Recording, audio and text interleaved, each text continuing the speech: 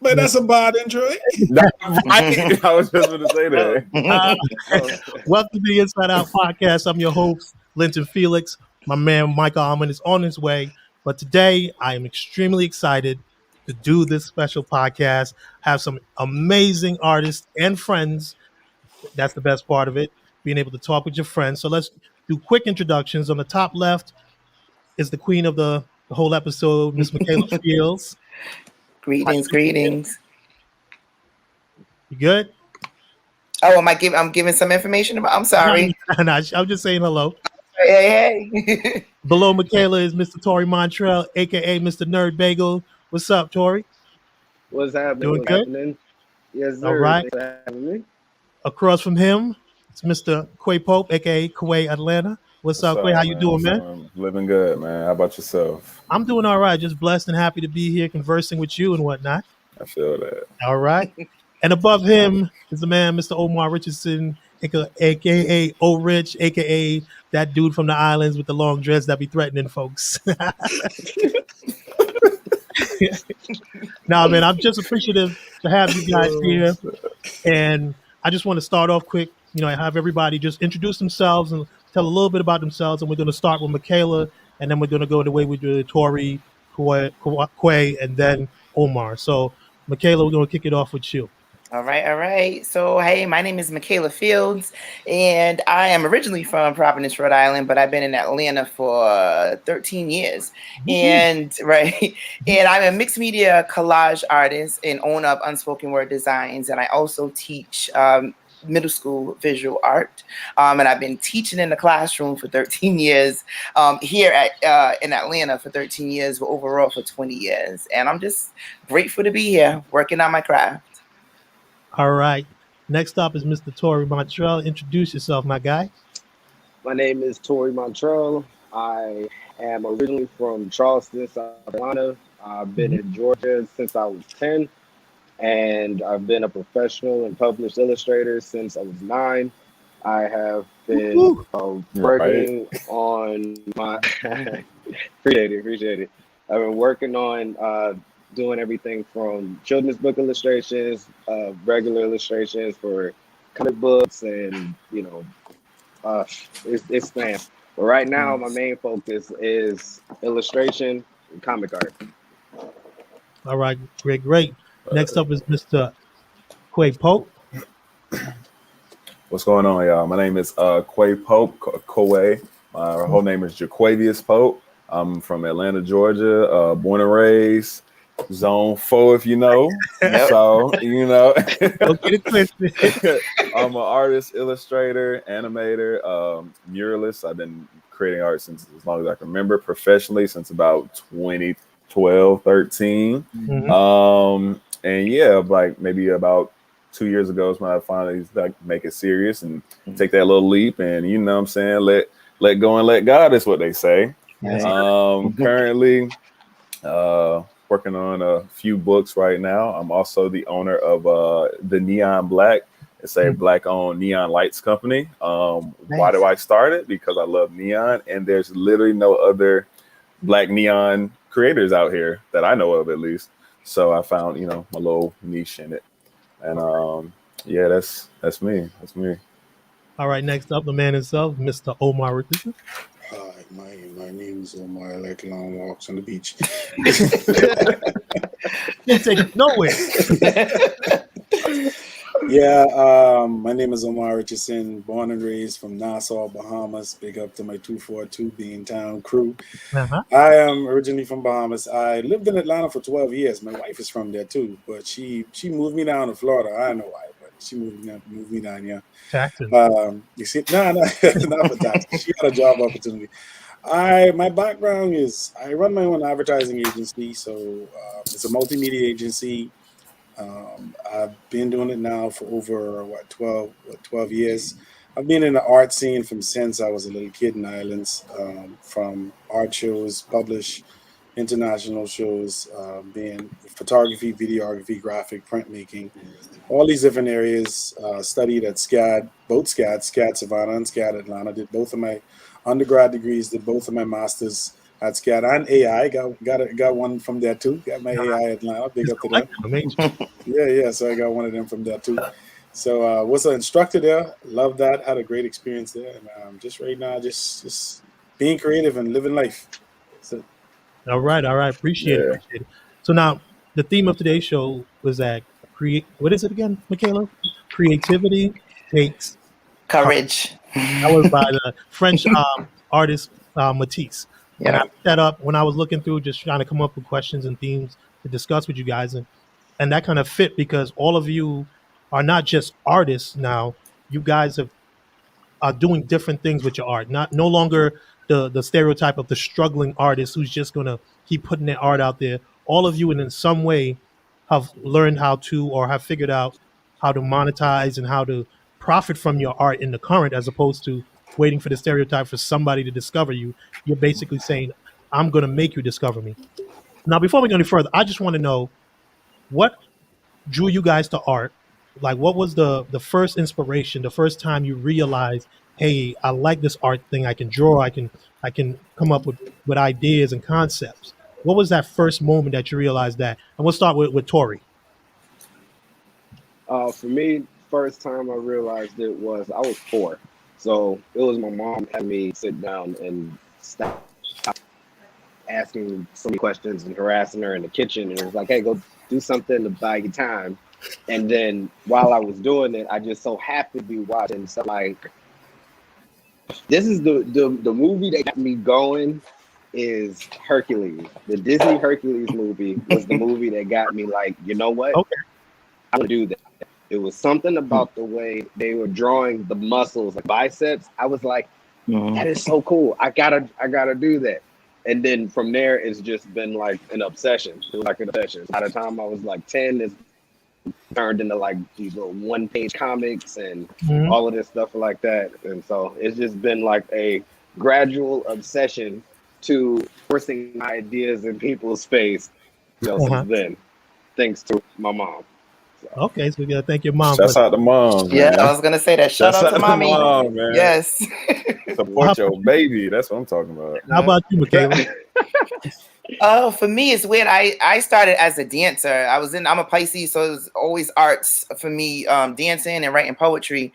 And when I was younger, I used to take pictures all the time. Everywhere I went, I was always taking pictures.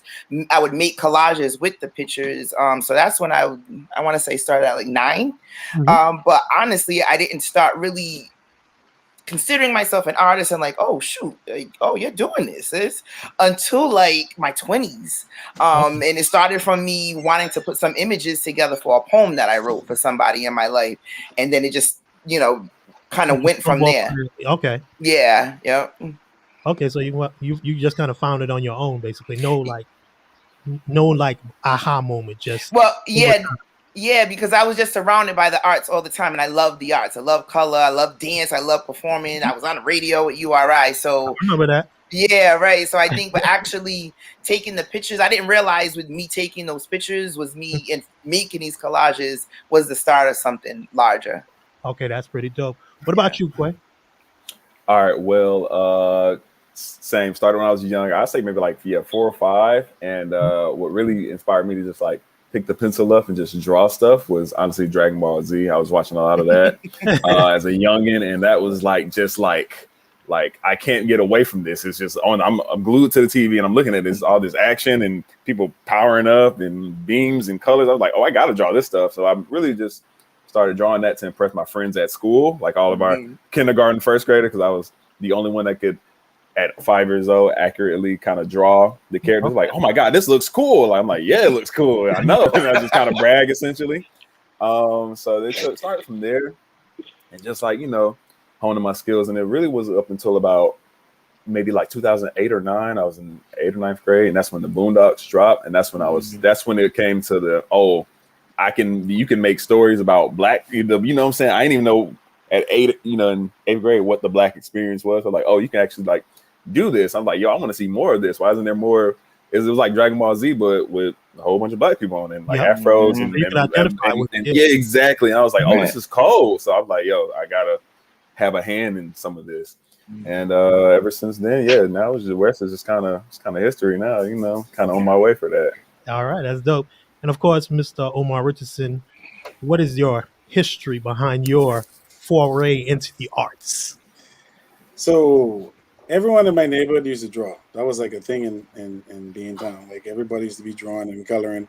So it was just like a normal thing. But my grandmother saw something in me Mm. when I was younger. Uh-huh. I think I was like seven, 8, where everyone was getting toys for Christmas, and she bought me a drawing pad, paint, Mhm. brushes, and I was Yeah. mad.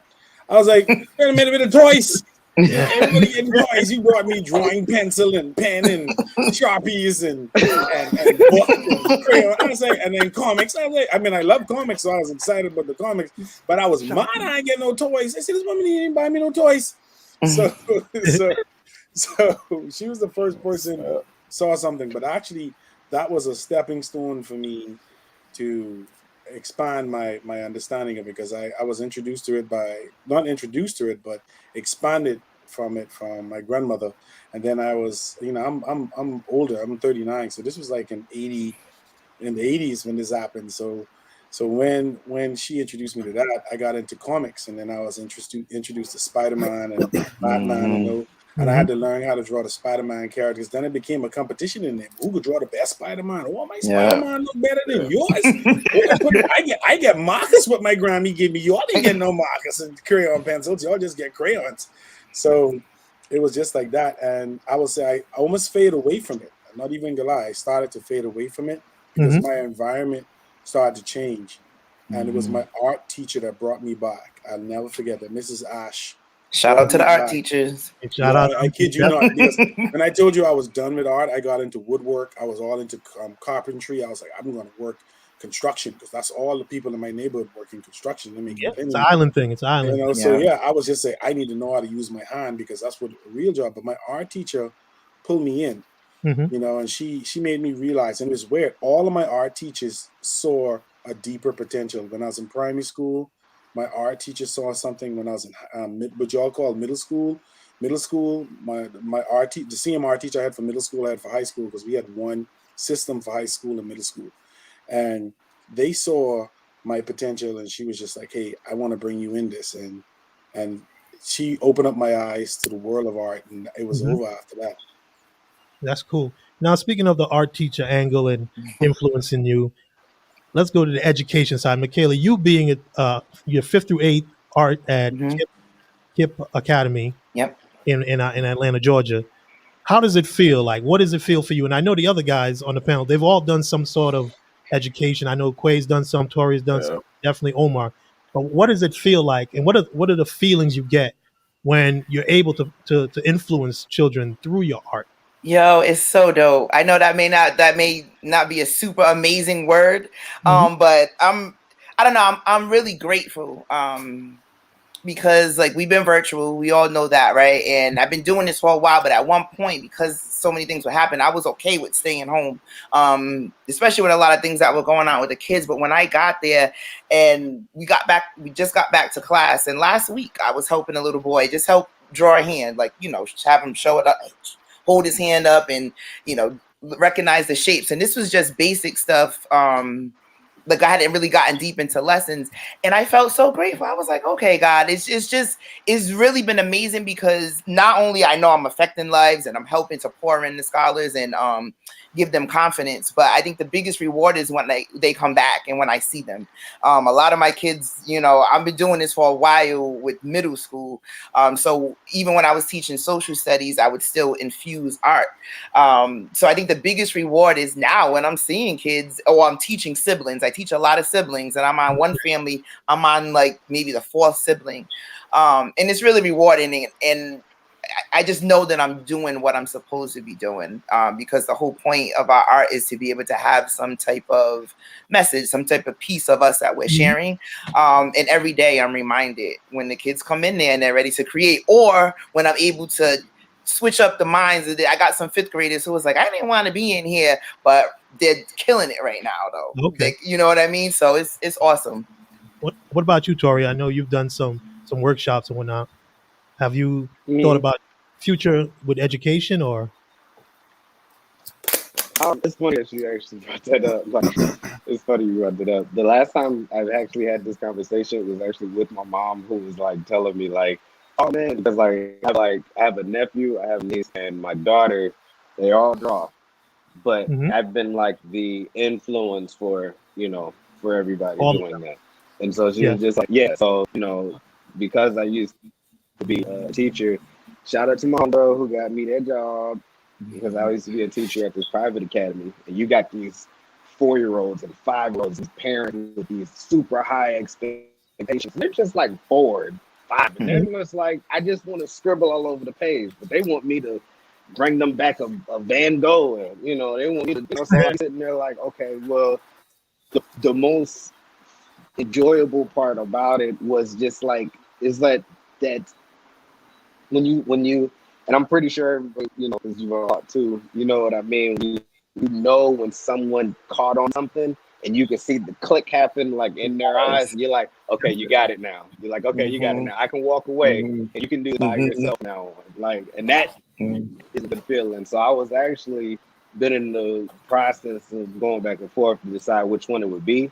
But I've been Mhm. trying to put together a course that I would put out to give that teaching vibe without actually going back to doing like personal tutoring or anything right now. Man. So that's What about you, Quay? Appreciate it, Tori. I know, Quay, you've done some workshops yourself. Yeah, for sure. So my introduction to like teaching in a school system was with a elementary school, Uh-huh. private elementary school in Douglasville, and that was an experience. Imagine, all right, so I went from like just doing like sip and paint classes to like hands-on, one-on-one Mhm. with other, people close to my age with different art stuff, to like just boom, you're in the school now, and it's like okay, and it's Teach 'em. teaching them, and they are eager to learn. I'm Uh-huh. talking about from what was the youngest? The youngest was kindergartners to 5th grade, Okay. and I would just boom each grade throughout the day, and it was really dope. I really enjoyed the experience of like bonding with the kids, and like they're just as much as you want to teach them, there's is receptive to it as well. And that's one thing I really enjoyed, and it was just a lot of I think the moment that I was like, oh, okay, I'm enjoying myself is I think it was something. This one kid, I had 1 week. This one kid wasn't getting something. Then I came back like 2 weeks later, and the kid was like, "Hey, I did XYZ," and I did more and more and more. I'm like, "Oh my god!" It was like a gratitude type of feeling. It was like I don't know, something. I felt lighter. I felt a little light. I was like, "Oh my god!" Like this feels great. Like I was like, "You feel good. I feel good." Like everything I've been, the little steps I've been trying to do in my own personal. And to just break it down to you, like I feel like I'm getting it and you're getting it. Like this, you don't know, kid. This is my first time doing this. Like they don't know. I don't know what I'm doing. You kind of don't know what you're doing. So it's a nice, like a great feeling to that like full circle moment. I guess it's just Okay. yeah, man. It's like a proud parent. Like you Exactly right. you And then realize your child's grown up, and you're like, it's like, oh my you're god, a whole we're getting this. We're getting this together. Yeah. Yeah, man. Them kids are something else too. I really miss them. Appreciate it. But Omar, seeing that everybody else has the experience on, let's say, the elementary level, your experience is more on the collegiate level. What is there any similarities in the experiences, or is it totally different? But a lot of people don't know. I started off. It was a school called Imagine, so I started off teaching as a substitute teacher Oh, really? at a middle school. And middle school is a whole different type of teaching than you teaching college level. Mhm. So it was in Atlanta. Actually, I taught at a school there. That was different. It was a different environment. Like you said, I had one kid. I'll never forget this when I taught at the workshop at SCAD. It was one of the summer program. Mhm. And this kid came to my thesis show and came to one of my other big shows that I had, and he even was inspired to come to the Art Institute, but I laughed and I felt so sad. But Yeah. it was the fact that he was driving from Tennessee to come and show me how I inspired him, and I didn't even know that I inspired this kid, and I felt, I was just like, "You sure?" He said, "Yeah." He was like, "You made me realize that I can be a photographer, I can be a videographer, I can be a printmaker. I can be multiple things, and I could Yep. combine all these things together. Mhm. And this is a little white kid, so it's freaking me out. So I was like, hey, I ain't used to. Thought it was a setup. It's a setup or something. But he was so inspired. His mom brought him, and it's like, you have changed his life. So to hear that, Okay. made me feel so good as a instructor, someone in teaching or educating someone, and to hear that I can influence someone so much, because it happened to me, and I know Ms. Fields is gonna like this, but all the major inspiration for me to pursue teaching Mhm. were women. Mm. That was crazy. Like my art teacher in high school was the major influence to me. Grandma. Mrs. Ash, my grandmother, Mrs. Yeah. Ash, and Mrs. Ash. Actually, my wife and I, when we started the scholarship foundation, she just passed about a year ago, and when we started the scholarship foundation for kids to go to the University of Bahamas, I'm naming it after her. And Nice. so because when I tell you she was a major influence to me, she paid for my entry exam for me to go to the University of Bahamas. She paid for my entry fee for me to go to the University of Bahamas. She even took me out of my class, and I told her I didn't have a ride. And she's like, "You going with me? Let's go before I throw holy water on you." And I was like, okay. So she was a major influence to me. And then when I went to the University of Bahamas, Mrs. Beehive was another influence to me to go off to school. She said, "You're just wasting your talent here." And I was like, "I'm talented?"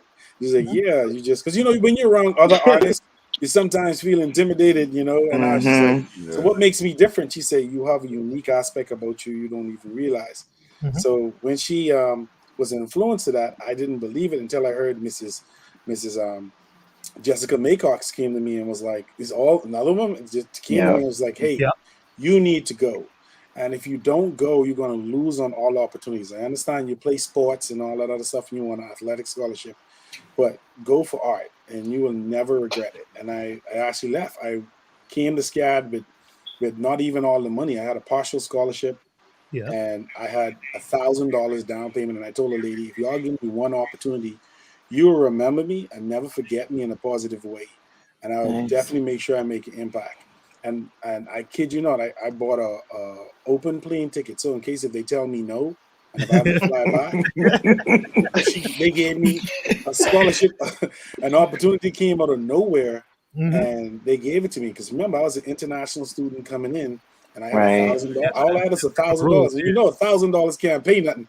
So I was like, I got $1,000, and y'all give me one opportunity, and they did. She said, "Let me get that $1,000 from you." So she took it, and then she said, "We had one scholarship." Another woman told me, "Hey, I have another opportunity to help you." I was inspired by so, and then I came from a single parent home, so I always had these influences, and people who guided me. I'm not saying that my granddad was also a major influence, but it was always these individuals who were showing me, and then that's what inspired me to say, no matter what, even though when I was teaching, I had great opportunities being a creative director and working with some big Linton to work for some big brands, multi-billion-dollar brands. I always went back to teaching because I didn't teach because of the money, because teachers don't get paid anything. You know what I mean? Unless you're administrators. Over there, like, yeah, you don't get paid because what I did as a running my own agency, I made 10 times more than teaching. But it was the passion and love, and like you said, when you see that light going from a student, that you inspire them, and that happened even in college. And you will have some challenges. I want to one thing: there's no challenges, but it's that those students that when they come back and say, "I got it," or they show you something that what was inspirational to them, and you be like, "Yeah, that's it," and you be like, and you feel good. You feel this good feeling inside. It's like, yeah, that's what I like seeing, and that's what make me continue teaching to this day. That's dope. That's dope. Before I go, a little housekeeping. My man Michael Almond has joined us. Hey. Host Michael, say what's up. What's What's happening? up, everybody? Good afternoon. Glad to have y'all here. I'm excited to be here with y'all. All right, great. Thank you. And let's continue on a little bit. So now that we've gotten through the education, your styles. Each of you have your own distinct style within the scope of art. We know Michaela's a collagist. Is that a word? A lot. Yeah, I mean, P, we make it a word. It is today. Right. It Quay is a today. muralist, animator, illustrator. Omar does photography, print work, and some art. But Tori, And you video. start. What's that? And video. You forget. You have video too. You have a little bit of video. You ain't real video. I thought you Hey, were what about production? Dang. I'm saying you want to fight on my show, press. But now that everybody has their own style, and how you guys are now monetizing your style. So let's get into a little bit about your businesses. Like Tori, I know you said the age of 10 you started doing your thing, but now tell us about your company Nerd Bagel and the things that are going on with it. So when it comes to Nerdego, the thing that I'm doing with that is because I have been doing it for not gonna say for so long, like I've been, you know what I'm saying, but because I have been doing it for a while, is one of those things where like anything that like, me as Tori Montrell thinks, believes, wants to draw, anything that I want to work on that could be, you know, misleading or redirecting any like my claims to this, because sometimes people are like, oh well, I don't want comic book, so you know they're like, yeah, the stuff you draw is way too detailed, or it's too much emphasis on this type of stuff.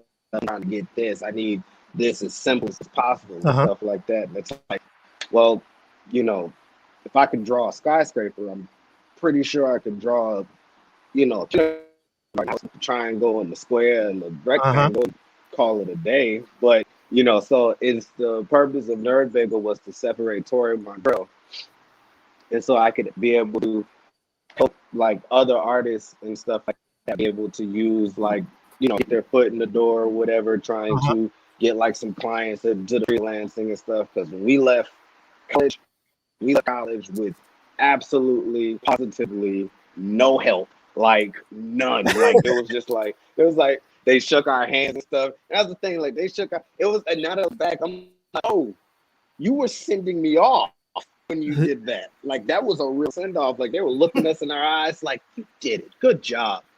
Never heard from nobody ever again.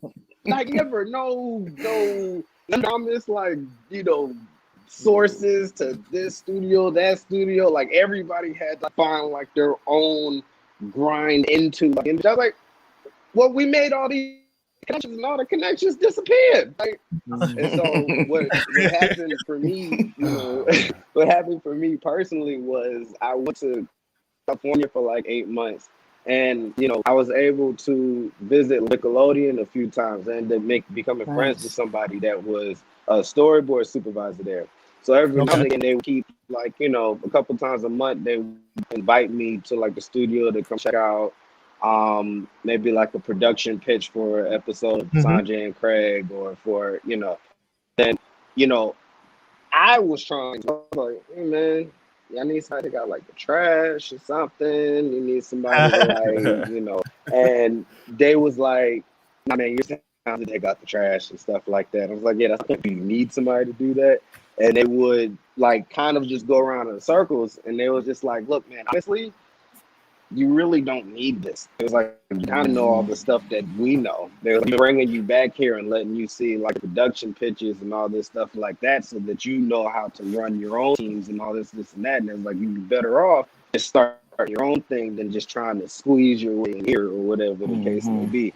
Because at that particular time, there wasn't like, you know, like Fairly Odd Parents had gone off, like Nickelodeon had done that whole like, relaunch of stuff like The Loud, nothing yet. It was just still like cleaning house. It was still like cleaning house. So that's where the inspiration for that came from. And I ended up becoming like to those industry professionals, you know, that are in there. I ended up becoming the guy that speaks for the streets, you know, like I'm still connected to all the other freelancers and stuff. Yeah, I'm the urban guy. Like I'm the guy like, oh yeah, you know, hey, you know any freelancers that want to do this, that, and the third? I'm like, oh yeah, you know, I'll send you this person, that person, they fit that qualification. So, you know, and that's what sparked the idea. I was like, all right, well, I'll just make my own thing and help my friends out by letting them use like this experience that won't affect my credibility, for the 20 years or whatever. It'll just be Nerd Bagel. And everybody Mhm. thinks they're getting all the work done by these four bagels that I made up their personalities to. Because why not? Right. Why not? Pretty Why dope. not? That's pretty dope. That's real dope. So now, Tori, Quay, tell sorry, us what's that one more? what's his Instagram? Is it Oh, Tori Bagel? Tory Tory Bagel. Bagel. Tori Montreal, that's the name, Tori Montreal at Gmail, but Nerd Bagel is _Nerd Bagel _. Okay, thanks. Yeah, we'll put that all up in the Thank you. information and whatnot. But Quay, we get to you and the neon black. That is your your neon light company. When you started this out the blue, I got a invite on Instagram. I'm like, yo, who is the neon black? Yeah, right. So I clicked on it. I thought it was like, is it one of these spam bots? I was like, I clicked on it and then because it kept popping up, Neon Black wants to follow you, Yeah, blah right. blah. And I was like, who is this? So I finally clicked on it and I saw you and I was like, what inspired you to go this route with the neon lights? All right. Well, all right. So I've always been a fan of like neon lights, like wherever you know what I'm saying, you're going out, especially in the nightlife in Atlanta. It's just it's there. There's like a bunch of different. It's not just an open sign. It's somebody holding a rose, or it's like like just some weird stuff. And really, I remember I was at Tokyo Valentino one time. It's like a local club, a little yuppie club in Atlanta. And when you walk in, and it's just like a big wall of the neon, and it's their name and their logo. And I was like, yo, it makes me feel like I just stepped into Blade Runner or something like that, or like a scene out of the Matrix. And I was like, yo, that would be cold if that was like a black person or something, like a big like black face or something like that, or a figure. So, and I would go talk to my lady. She was really the catalyst for it. I would tell her about, hey, I love, like neon. I was like, oh, check this neon light out. Check that neon light out. And one Christmas, she just got a set of a pack of neons, and she was like, yo, we finna make some neon signs. I was like, what? Dope. So we just sat on the floor. And we sat on the floor making neon signs, like just like names and you know what I'm saying, just things. Yeah, that was pretty. Yeah, that stuff right there. And so then we spent like the entire so that Christmas of 2019 is when we actually got the pack. Was working on those for like a month or two, and then boom, the lockdown started, and we just had way more time on our hands than we expected. So we really found out our niche within making neon. We're like, all right, we just don't want to make signs and names and things we already see. You know what I'm saying? We want to make things we don't see. I.e., exactly. We want to make like art. We categorize it as art piece versus like a sign. It's just an extension of our artistry into a different medium essentially. And man, it's just nobody is really doing anything that like that. And if they do, you see that they got it from us, just FYI. But and it's just like an extension because as Black people, we're literally everywhere else in the world in all types of mediums and types of form and types of sports, even obscure sports like fencing. I'm pretty sure there's some Black dude dominating right now. It was just a thought, like, why can't we be in the neon game? I don't know any neon company owners. I don't know any neon sign makers personally. It's a great concept. I really, exactly. I was really surprised that you went that route, but now I understand. Like for an artist, like you're always looking for different mediums, and a neon light is a great way exactly to showcase your talent. It's now a conversation piece, and then they'll be like, who's the artist? And next thing you know, leads you to Quay Pope, Atlanta. Right. And I just got a whole other different thing going on too that they can check out. But can I ask you a question? Not to cut you off. Go ahead, Michael. From a design aspect, how difficult is it to keep it, fresh every time? To do something different. I'm not gonna lie, that looks challenging. All right, so it does pose a bit of a challenge, just like the way we do it, which actually it's a little bit simpler from how we were doing it, because right now we do just a technique like the one line aspect of like just creating a face with just like a never ending, no poking holes in it or no drilling holes, anything of that nature. And again, that was my lady right there. She came up with that, so we took that and we just kind of kept expanding on it. Just like, yo, he's gonna make all faces just one line. It makes it way more simple because of the material that we have and kind of what we're working with right now.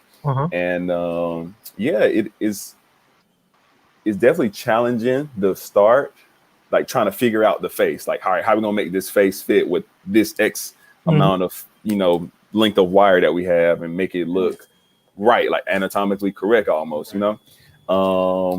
So that's honestly the only part. After we get that figured out, that's where I come in. I'm the drawing guy. I figure out the design, how it's gonna fit, how it's gonna lay out, and we get the work. That's the work. That's great. Now, Michaela, with Unspoken Word Designs, I've been following you for a minute. Yeah. You know, Facebook and Instagram stalking. What led you? Because I know on your page you say, you know, collagist, mother, educator, activist. How does Unspoken Word Designs kind of incorporate all of those elements? Well, when I started with Unspoken Word Designs, that's when I was still in Rhode Island. It was from the collages, and my biggest thing was provoke a little thought, change the world. That was my thing, right? Teacher, always trying to like get in people's heads, but I drew a little bit when I was younger, but like I said, I was always taking pictures. So I wanted to be able to create something that would provoke some thought, but also that would just speak for itself. So all of my collages have some type of history, and they always started out that way. Me being a history buff, I always connected somehow, always some type of message, right? Although I love the freedom, this is a sidebar, I love the freedom to just create without having a deep message, though. People always think as artists we have to have like this deep message, but that's where it came from. So when I taught social study, while I was teaching high school in Rhode Island, that threw me off a little bit. See, I would you know, create things that were like just kind of political about Black women, Black men,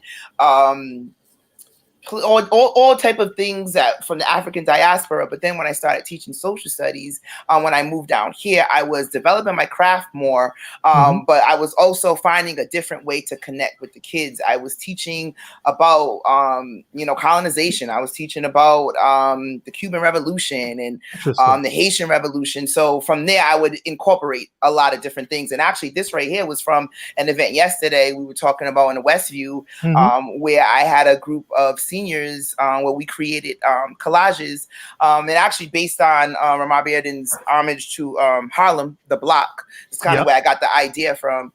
And the collages that they created were going, that box that I was actually painting that we're putting together there is going to be in front of the Connect. And it's a way to be able to keep all the politicians hold them accountable. Yeah, because it's throwing me up. Yeah, I like to have fun while I'm creating. But it's to be able to hold them accountable. So that box right there is going to be collaged with the words and the images from the different the elders that were in the area. So I don't know, everything that I create, well, the collage, that's what Unspoken Word Designs, I don't want to stop rambling. That's what Unspoken Word Designs came from, though. Even with the jewelry I create, even this, I started doing exploring with digital art a little bit. And then I drew this lady. I was super amped. Wait, let me turn this way.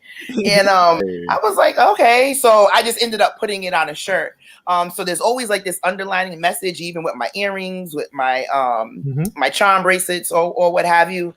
So provoke a little thought, change the world. And I really just like to inspire people when I'm doing my workshops. I create my collage kits, and also building art curriculum. That's the next part. So what I'm working on now. But not just any collage, not collage curriculum, art curriculum, because I really wanted to be based on artists from the African diaspora. One thing with my scholars at school, they don't even know, like they live here in Atlanta. We're in 30315, you know, over near Lakewood. And a lot of them haven't even been from the area. So I like for them to even know, like right here in Atlanta, there's a lot of art right here, and I want them to know that. So I think it's just the educator in me that just connects, you know, when it comes to my art. So yeah, that's pretty dope. You got anything to add? You want to add, Michael?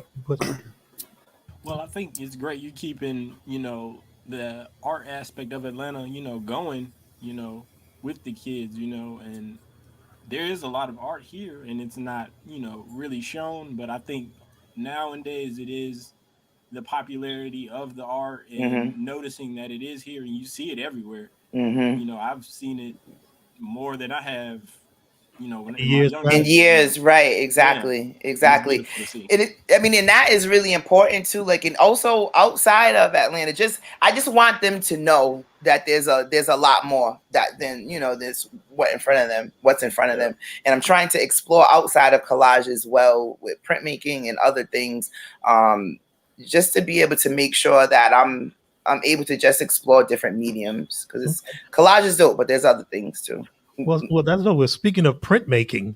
right? You know, we've all you see is his head poke up. Like, hey. Okay, Mr. Omar Richardson, now the owner and chief executive creative. That's the title he gave himself. It's a dope Hey, title. Nice. Hey. He has way with words. Chief hey. executive creative. He and his wife have opened a dope company. It's called Rich and Company Florida. Uh, Nice. Tell us, because I know you have multiple facets to your creativity. A little videography, photography, Like some I said. printmaking, and some illustrations. So tell us a little bit about Rich and Company and what you intend to do and things that you can do. Well, let me tell you about Rich and Company first, and then I'll go into some other areas. I was just looking now because I was trying to add all of y'all on Instagram. So if y'all see me sending in some requests, I'll be sending from both my personal and my business to add y'all. So with how I started Rich and Company Florida, originally when I was in Atlanta, it started off as just Rich and Company, and I was teaching as a professor, and I ended up getting a lot of freelance work. And one of my clients told me, said that, hey, we need you to have a proper business information. We just can't pay you as a freelancer. We have to pay you as a business. So I was like, okay. I mean, it was a good opportunity. So it forced me to start establishing my business brand, business name, business identity. When I came to Florida, I it was kind of hard because I lost a lot of those clients and I had to start here. So I worked as an art director, senior art director. I worked as a multimedia manager at all these major corporations and helping their brand with videography, photography, and graphic work.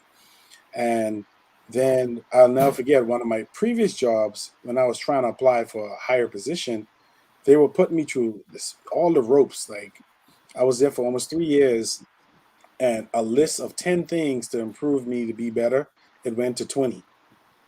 Wow, So on a person who was working there less than me in 8 months, he got the position. So I was like, okay, sounds like a you know, familiar story. yeah. So I was just like, okay. So I told him, I was like, you know what?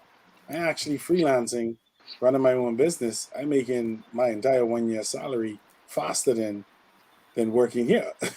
Hmm. So when I told them I wanted to resign, they thought I wanted to resign because of the fact that, hey, he wants to resign maybe because we didn't give him the position. I was like, no, I could, I was like, no, it's not because of that. They said, we noticed you apply for an executive creative position, the creative director. I was like, yeah, I did, but y'all didn't want to give it to me. She said, do you know how hard it is to be an executive? I said, how? She said, you got to get this experience. As I had that. She just naming all the things she was asking for, I had. So I was like, you know what? I could just go and start my own. And I'm one of the only black advertising agency that in here in Tampa that has all of the different areas that I do offer. We have people who are photographers and videographers. That's it. But I'm like government certified, done certified, STEM certified. A bunch of these certifications I end up getting Nice. as a Hmm. company. And then I'm a fine artist by trade. And a lot of people don't even know I'm a fine artist because they see all of this multimedia stuff. But my background is printmaking and photography. As a master printmaker, I do these large scale wood carvings. Just type in omarrichardson.com, you'll see it. You hear me, Linton? Oh, you want me to chop it in? Yeah, just type in omarrichardson.com. We So continue. yeah, you already had me listed. See, look at you. You have it. You see it right there. I know. Come on, man. I do my work, man. I do it. Come on. So go on I'm wood not playing carvings. around here. I'm not playing around. You see that? So that's a 6 feet by 6 feet wood block. Oh I mean wood wow. carving, and as a fine artist, everyone loved the fine art. Everyone want a piece for their house. Oh, can I get a piece to put in my house? So, but that's what inspired me to get into Rich and Company, because my wife, she's a copywriter. She does SEO. She's a beast. She's a manager at one of the biggest, largest agency in the U.S.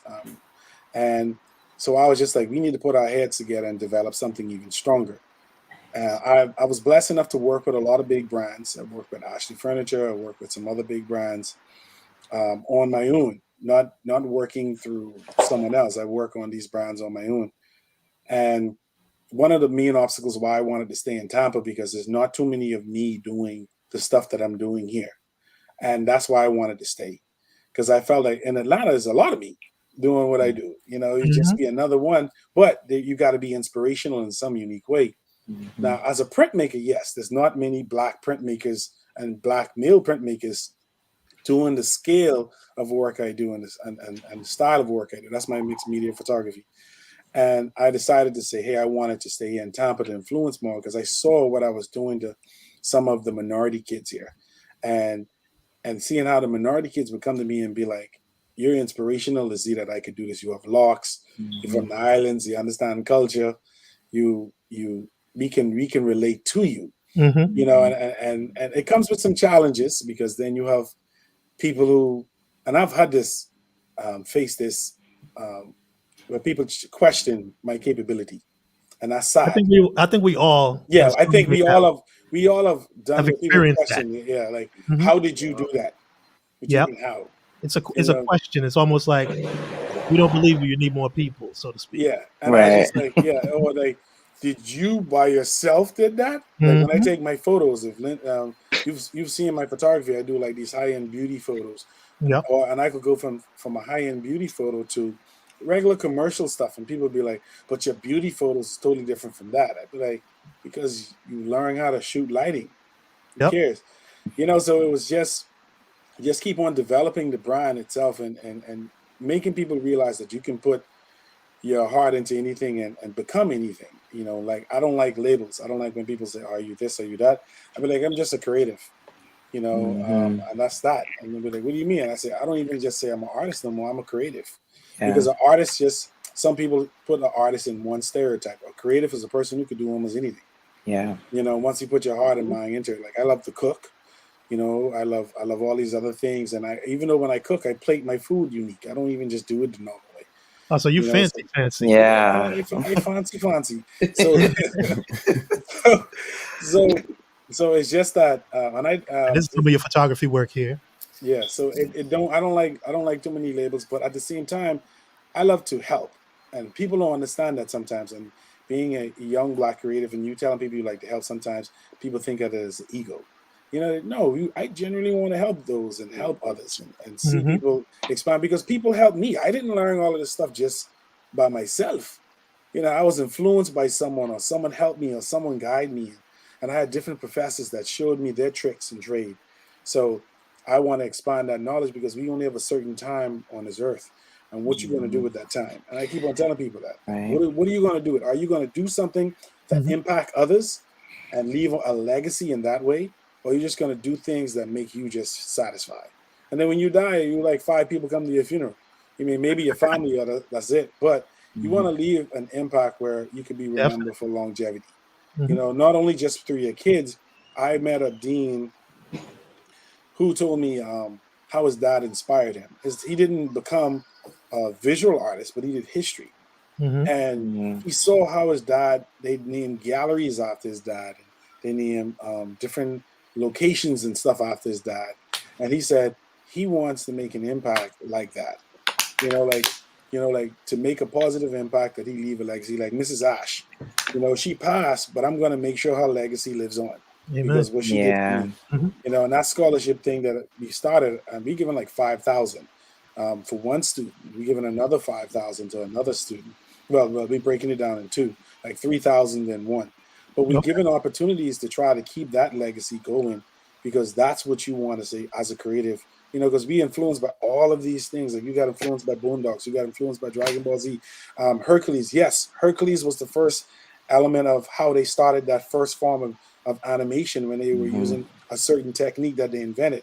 Yes, Boondocks was the first generation that you actually see cool cartoons that related to you. Yeah. You know, that had a unique style, had an anime type of feel, but it were black people. Right. You know, so all of these things we look at what these people have done to impact us. Now, what are we going to do to impact others?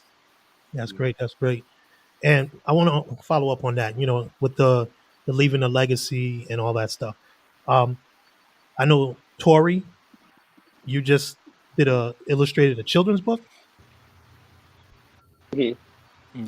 Yep. Could you Yes. tell us a little bit about that? Like, because that's part of leaving a legacy as well. Like, Yeah. sometimes we use our artwork, but then something as simple as a children's book Yep. is forever. It's just like an art piece. It's going to be around forever, and it's going to leave impact on someone. So, how did you get involved with that, and what was the process like when you did it? Right. Okay. So as far as all right, so as far as when it comes to children's books, there's like a special like spot I go in my mind when it comes to doing books and stuff. Just for the simple fact that it started out as a favor for an aunt. It started out for a Mhm. favor for an aunt where she was like, hey, I'm making this book. Could you, do this, do that? I just want to see, I want you to do it. I want the book to be made from a kid's perspective. And I Yeah. never left that perspective. And so so even though I got older and I, got a chance to do more books, for me, it's like ones that don't get published are sometimes that's like the true tragedy. Those ones I be going off on those ones. But like the feeling I get, like it started with their aunt helping me get going and getting that particular book published, which was called Gizmo's Day Out. It was based off of their family dog. And there's something about capturing exactly what an author is trying to tell you. You're taking it right out of their head, and then you're making it, infusing it with what you got going on and what you see, and then you give it back to them. And it's rare for me. It's rare where they'll be like, "Nah, that's not it." It's usually like, "That's beyond what I saw." So thank you for that, because that's exactly, because it's like I know what you're trying to have me see, but you don't know that I've never left that space. I've always been seeing that, so I can just switch back and forth depending on what the books are, and depending on what age group the books are for. So some of the ones that I enjoy most is usually like animals. Yeah, it's usually the ones that's like animals that I get to like really experiment with. Because drawing characters from doing comic books, drawing like humans and anything like humanoid and having like that kind of physique, you draw it so much like second nature. I could draw a human body with my eyes closed. But when you start taking like these different like little creatures, when you really start to really, see someone else who hasn't left that space and they're writing Yep. from that space, like, okay, that's where some of the best projects I got to work on as far as children's books was concerned came from. So the best part about it now for me is I get to watch my daughter do it, because she like, I asked her if she wanted to like make a comic book with me. I was like, hey, you want to make a comic book with me? And she was like, yeah. I was like, okay. And she was like, I'm already making one now. And I was like, you see like these Cool. I do jagged the like same little thing with my boxes kids. on the you see little boxes on the page and stuff, and I was like, oh, Yeah. you got it. Yes. You got it. You We'll shed a work tear. on one. We'll One work on one. solitary tear just came down. It was like, and Oh, it took a second. Then the drop happened. Then it I dropped. know. So that's where some of that inspiration comes from as far as the children's books are concerned. That's dope. I'm doing Hey, a kids I was book going to with segue to that, but go ahead, Omar. yeah, like so my son, this is the illustration I did for him. So his book is Hey. called Ash the T-Rex Raw. So he came up, I made a kid's book and he was like, Dad, I want my book. So and I was just like, what do you want to call it? He said, Ash the T-Rex. So I said, let's sit down, and we drew it. So I kept the original drawing and I kept it right here. Me and him he was trying to draw it, but that's how his book, we are gonna launch that by the end of this year. But I came up with my own kid's book. That was inspired by my oldest son. He's 19 now, but it was based on and it's a funny thing about it. the original concept when I was at the Art Institute. That's when I originally came up with the idea. I wanted to make a book based on my kids, the nicknames my son at the time, who was 19, he was like 8 at the time, used to call characters when he was a little kid. He used to call like animals CC, a dolphin. And I said, that's a unique name, calling a dolphin CC. Like I say, how you spell it? CC. And I was like, okay, whatever. So I wrote it just like your word, C, SEA, CC, because and I ended up coming out not only with one. I was inspired when I had my younger kids, because my son is 19 now, and I have a 5-year-old and a about to be 4-year-old, 3-year-old about to be 4. They inspired the continuations of the story, because I made that one book just for me to have to read to them.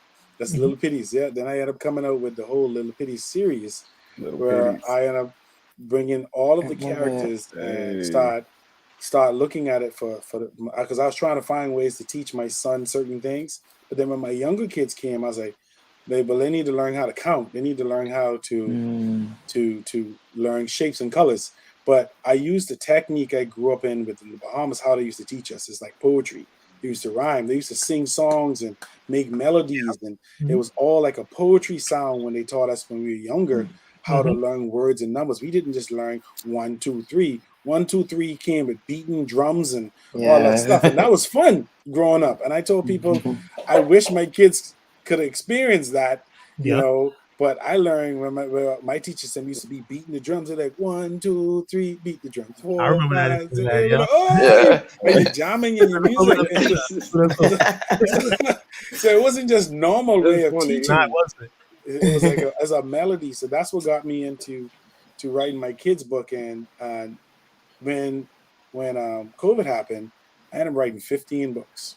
Nice. 15 kids books and then I started writing books based on experiences. Like I dealt with discrimination as an instructor, not only discrimination from students, but discrimination from my own colleagues, telling me the only reason I got the level of work is because I'm Black and I played a Black card, not because of my talent. They totally disregarded my talent. Yep. So I turned all of that negativity into books. So I made Momo the Bear and Omo the Bear, based on an old nickname I used to be called by my grandmother's friend. She used Was to it call called me Momo? Omo. Omo, that's right. Yeah, Omo. she used to call me Omo because she never used to say Omar. So I illustrated this bear.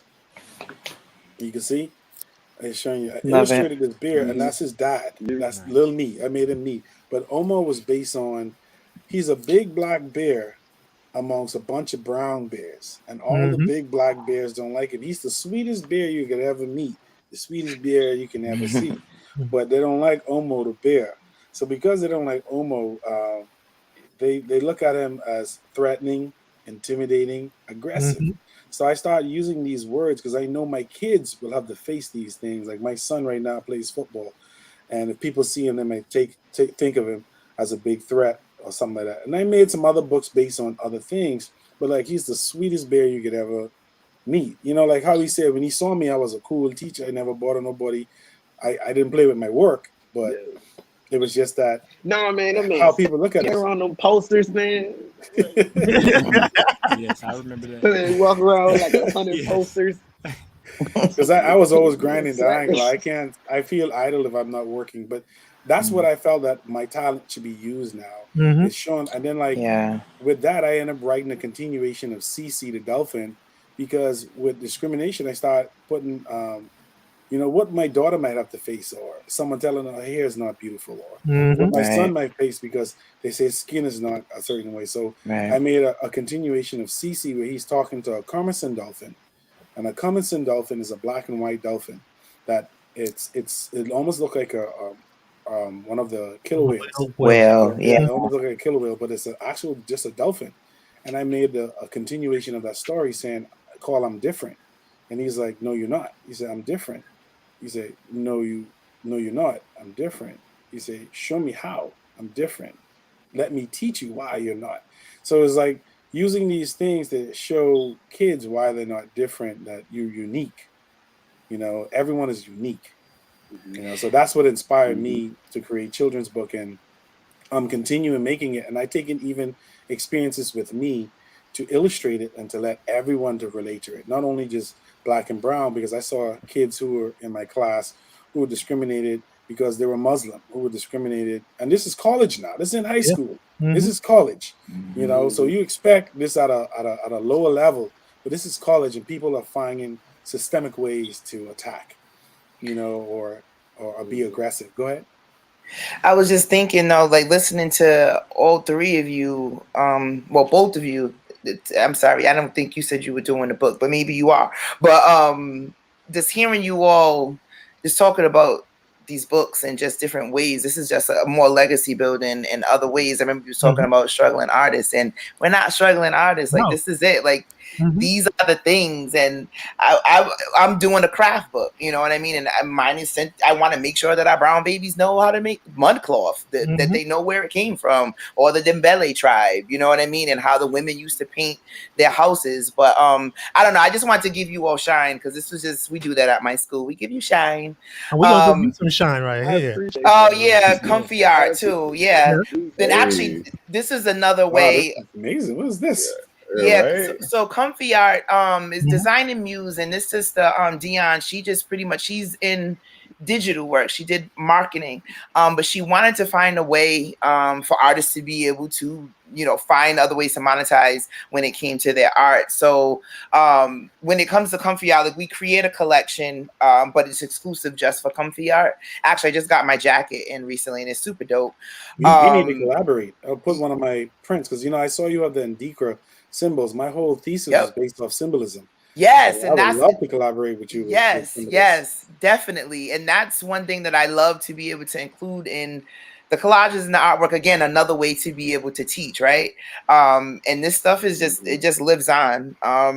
My page, since I'm an art teacher and create jewelry and do all these things, so my page has all these different things. Oh yeah, I spend a week by myself at the beach, like chilling, because I'm an ocean girl, but also trying to like do content. And this jacket is really dope, and comfy art. It just made it awesome for us as artists to be able to find other ways to share our art. Right.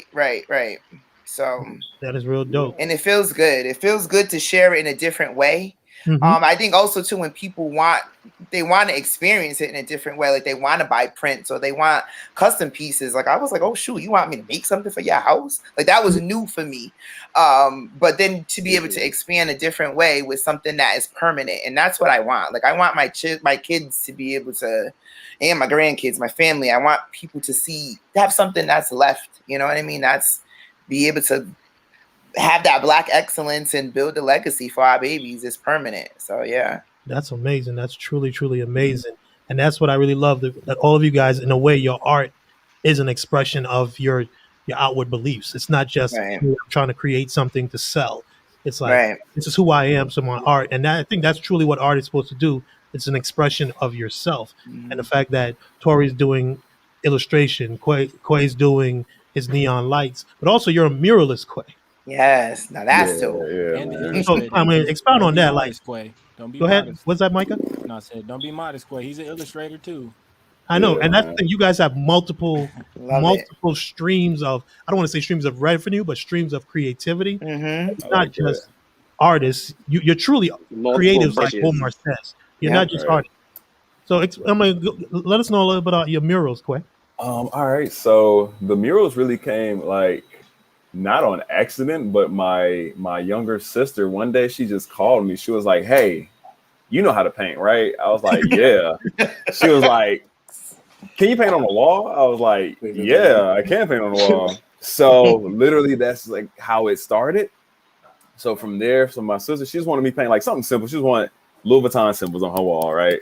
Young, you know, college girl. Not college, high school. Louis Vuitton. All right, cool, simple, nice. I made a stencil, cut out a stencil, post it up there, and just, you know, paint, repeat. So that went from that. So that went from me posting that online to a guy. I got hit up by some random dude from a studio, and he was like, "Hey, I heard you can make murals, right?" I was like, "Yeah." He was like, "Yo, can you come to my studio and paint?" Like he had like a booth, like an external booth or whatever, and he was like, "Yo, can you just like paint whatever you want on the booth?" So I was like, okay, cool. And that went from, I spent like a couple days on that one. Just literally whatever he was like, yo, you can put whatever you want on there. So I was like, oh, okay, this is amazing. So I just literally just had a big blank canvas, like 12 feet tall, just to like paint whatever I wanted. And that was really cool. It just got like a lot of random expressions I just wanted to put on there, and just things I could just go crazy with. And from there came another small mural.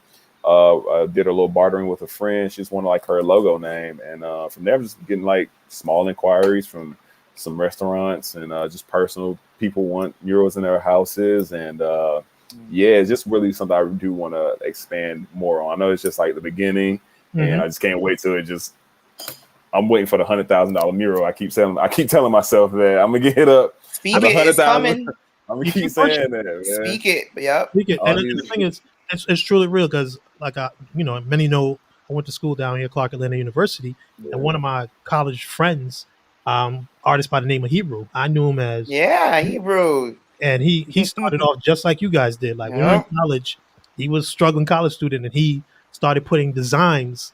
Like he would $25, $30, you get a T-shirt. You tell him the concept, or he come up with a design, and he'd use paint, and he'd paint the design on your shirt, and he was selling those. And then that led to him being in the art scene in Atlanta. And next thing you know, he's doing murals. He's everywhere now, and he blows up. And next thing I know, we go to see him. Like, remember his first exhibit? Like, he presented paintings. We all went to it, but he had to put numbers on the board that we as college students couldn't afford. So we went and had some free champagne and some hors d'oeuvres, and a lot of people bought. And after that, he took off. Stepping stones, man. He's selling paintings to Jay-Z, Swiss Beats, all that. Right. He's his own brand. So, like, where you're starting now, it's possible that you have the right mindset, that you're taking control of your message and your business. So it's not like you're waiting for someone to find you. I think that was always the narrative. You're waiting for some studio, some gallery to find your work. Instead, in this day and age, with all of us so connected with the internet, you can cut out the middleman and all the others, and you can just do it yourself. Work out there. And I find that truly, truly amazing. Yep. So as far as speaking of, finding yourself, what has it been like for you guys in like the local art community, wherever you're at? So I know most of you, the majority, you were in Atlanta, and Omar, you were in Atlanta as well as Florida. But we'll keep it with Quay. Like, how has it been for you with your, connecting with other artists and getting your work out locally? I'm not gonna lie, it's really been embracive. Like, you'll just be out in public doing something, or at a small event, and then somebody will say, "Hey, I like what you're doing. Can you come to this event and do this?" Or they're like, "Hey, I would like to bring you on to do like some live painting, or I would like to buy a piece, or just do something."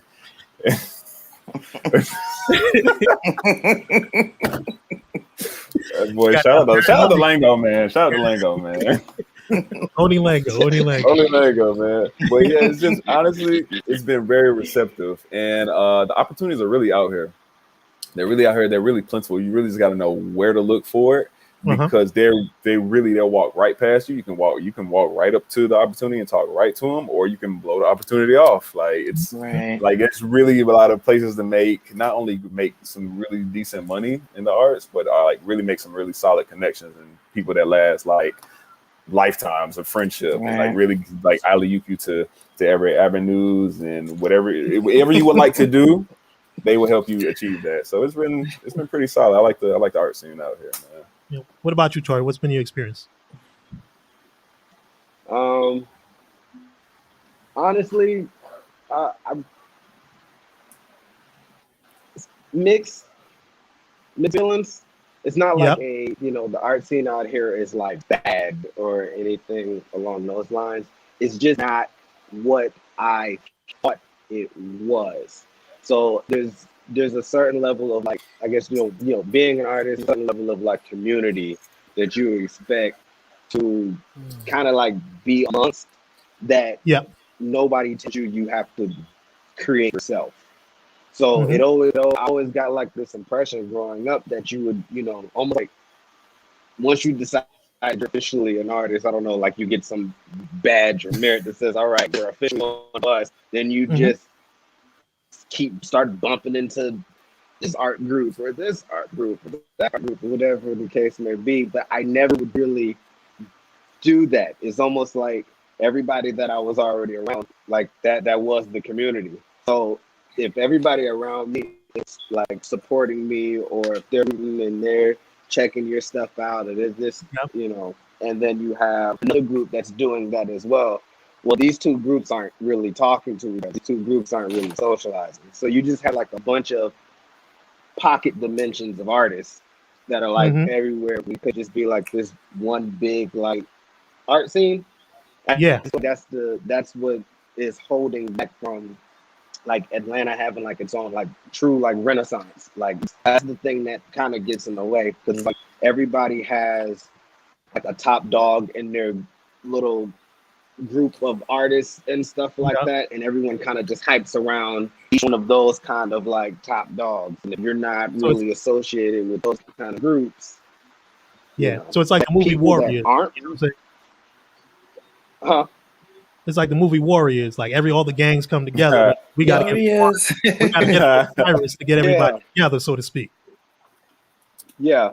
So, you know, for me personally, like outside of that, like regular, just like people that just love art, but they're not necessarily like the creatives themselves, like in groups, they are, you know, like Quay said, they're like super, like you, like you're on. I used to like go out to like Lil 5 or go to like Atlantic Station and just be out there like just drawing people as they're walking by. You'll catch somebody who will catch you and they'll be like, you do a real pose. To do a real pose. That they know that, you know, we're both watching, and they just kind of like don't move for an. You're like, I know you, but thank you, I appreciate that. You know, so outside of that, it's great, but it wasn't what I personally wanted it to be, because you kind of have to make that. You have to create that yourself. Okay, and you, Omar, like I know you're in Florida now, so. What is it? Is there a stark difference between the Florida scene? Because I know in Miami there is the Art Basel is what it's called, but I know you're in Tampa, right? Yes. So I know there's a stark difference between Tampa and Miami. Well, I can tell you the stark difference between me and Atlanta and here. So when I was in Atlanta, it was based on the circle I was in. So I would like honestly Tori's talking about, yeah. So you are correct. It's basically, but it wasn't because the circle I was in. Not only being in the circle to make your work stand out in unique ways. So because I had these large scale 4 feet by 6 feet wood block, and it stand out in a way that I was in the norm. You understand? So because I was in the norm, it raised eyebrows. So I did something that was unique in a way that no one else was doing. So because no one was doing it at that level and doing it at that scale, it evoked a conversation amongst others. So when I was in Atlanta, I ended up getting passed around like this I don't even want to say the word, but I was passed around. So passed around in a good way. I mean, like, so you start looking at how people were advertising my work, promoting my work, and then when I came to Tampa, none of that happened. It was hard because I was this new artist trying to expose myself. I went to several different galleries. I went to several different events. I had people who were even mean to me, like even being negative, like, "Who are you? Why are you coming here? What type of work is this? Are you talking about African art? Are you talking?" So it's like more like when I was in Atlanta, it was more embraced on how. Yeah, trust me, because it was different.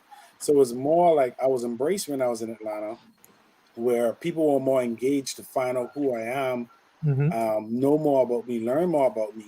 And then the circles I was around, a lot of my friends and stuff were advertising me if they had someone that was interested in some form of art. They'd be like, "Oh, this guy named Omar Richardson, you should look up his art." That's how I ended up getting the Andrew Leontali thing, with my work ended up being one of his collections. And then someone else passed me, the institution I was at too was passing me around, you know, so that was good. SCAD passed my information around, so a lot Mhm. of different people got me a lot of opportunities. Like my work now is in Grits, the movie that is actually aired on Delta, or I'm part of Nice. a permanent Hey. collection in the Bahamas, or a permanent Low-key collection. flex. Go ahead. Yeah, so none of the low key flex. Good Like, plug. when Hey. you recline back, you watching. It's a clown. So it was mainly how much I was pushing myself out there, because like I was telling people, you may have more money than me, you might come from a wealthier family, but you never outwork me. You understand? You can't outwork me. And that's how I put it. Don't know, you could have all that, but if your work ethic is the only thing Right. that you can have that stand different from everybody. And Mhm. if you like, when people used to do like a project, they only used to do like 3 assignments. I did 5. And if the assignments was 5 assignments, I did 10.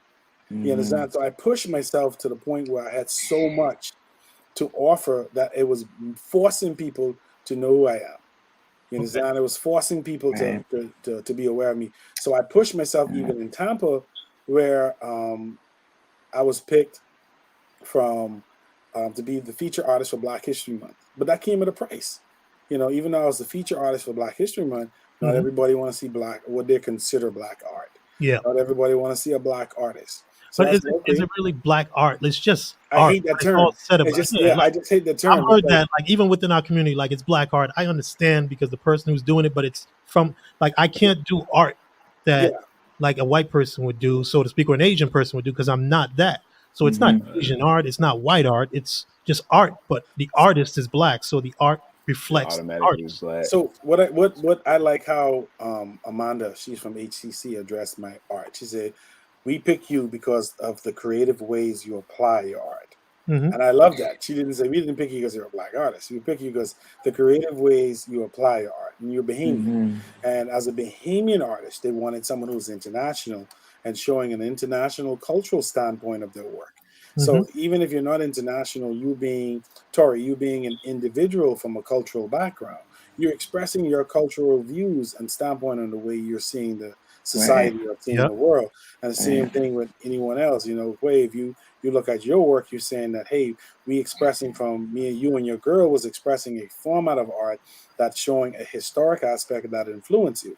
So you had a movement of this continuous line work within your work. And even Miss Fields, you look at your work, you start talking, but you tap into different aspects. You tap into writing, you tap into different collage aspects. So this mixed media format of putting things together. Even Linton, it's kind of a video thing. They're okay, but You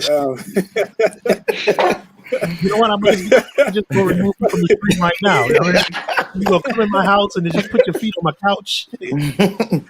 so when you start seeing, like, even with Linton, I learned from Linton. Like, a lot of people don't know, a lot of my film stuff I learned from a friend of ours named Carlisle Jordan and Linton.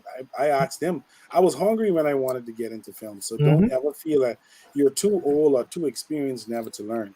And Yep. and trust me, I learn from students all the time.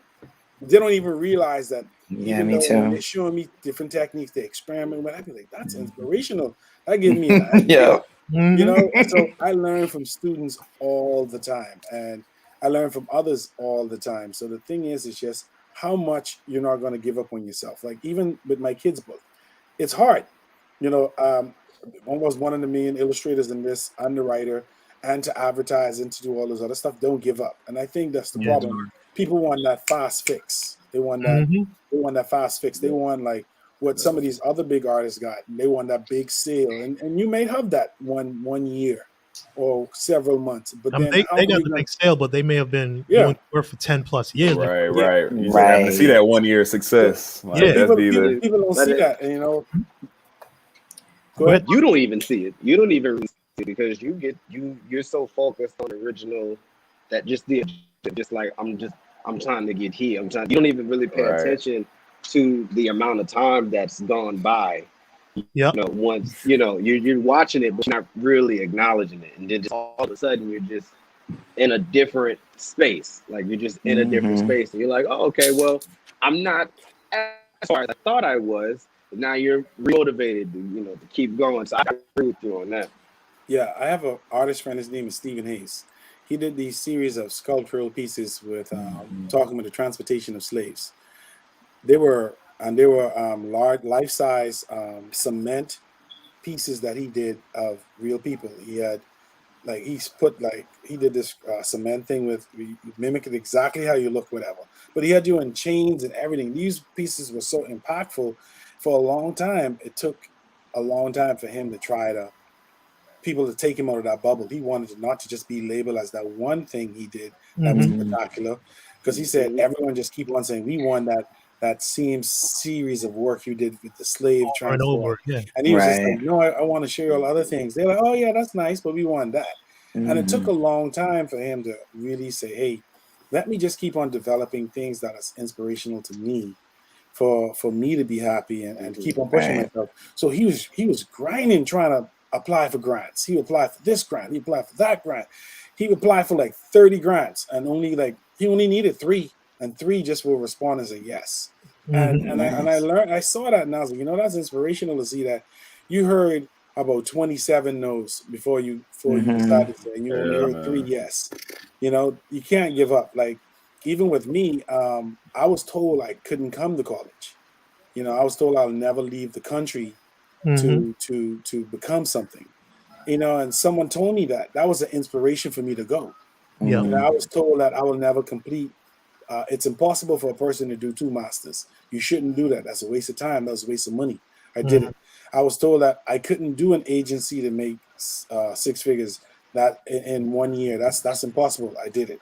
So Another anytime someone, low key flex. oh my gosh, you just I'm gonna come in here and Hey. on my couch. I'm coming back at you. I don't care if you're being serious or not. I know you sourced out all of this graphic stuff that you did in the background in your intro video. I know that. You ain't gotta deny it. It's all You know what I'm good. saying? I didn't bring y'all on here for nothing. You know what I'm saying? I'm trying to get some help. Right, but I saying like you can't let something stop you to inspire you. Like how Tori, don't ever feel like I know Atlanta can be a cliquey place. It can be extremely cliquey, but make yourself like you said you did 3. How many kids book you did? I haven't put out any of my kids' books yet. I've put out a On whole bunch of illustration. other people's kids' books. So that's good. So that's Still your work. So that's the first platform. Now Hundreds. bring out your book. And then when you bring out your book, you start advertising going everywhere. You got to put it into work. And the thing is that I feel that people don't understand, like I don't mind getting sweaty. I don't mind putting in that work. And a lot of people, a lot of folks just want the fast response. They want that quick fix. And I said, the quick fix ain't gonna come. You got to put in the work to get your name out there. Like the things, even the things that I feel like I have experiences in, and I still don't feel like I'm good. And people are like, really? I'd be like, no, I don't feel like I've reached that point where I'm good enough yet. And that's similar to what Michaela was saying. But isn't that the even true with personal collage- purpose of an artist? Like you, I'm sorry. No, go ahead. Finish. Isn't that the true purpose of being an artist? Like I think the death of the artist is when you don't feel like that. Like if you feel like, oh yeah, like I'm good. Like I know I can do stuff on a technical skill level. I know I'm good at this on a skill level, but I still don't look at myself because I feel like that's when you stop growing as much. I feel like that's what I feel. I feel like I always look at it like, well, yeah, I'm decent. Well, I'm trying to do this, that, and the third. When I hit this level, and with and I feel like that's what keeps you growing as an artist. And I think Michaela kind of referenced that earlier. Like she said, she's done the collage work and all that, but now she feels like she wants to get into something else. And I feel like as artists, that you guys feel like there's always something else now, a new way for me to always learning, extend that creativity. Always learning. Pick up different materials. So Leonardo, y'all know Leonardo da Vinci, right? Yeah. Whatever. So Lincoln is my brother. I don't want y'all to think Lincoln is my that's my dog. That's my brother. Y'all know how he has some history. But Leonardo said when he was dying on his bed, right when I feel like I was about to become a master, I'm dying. Even though everyone else were calling me a master, I didn't feel like I was there yet. Right when I was about to feel I was a master. He said feel.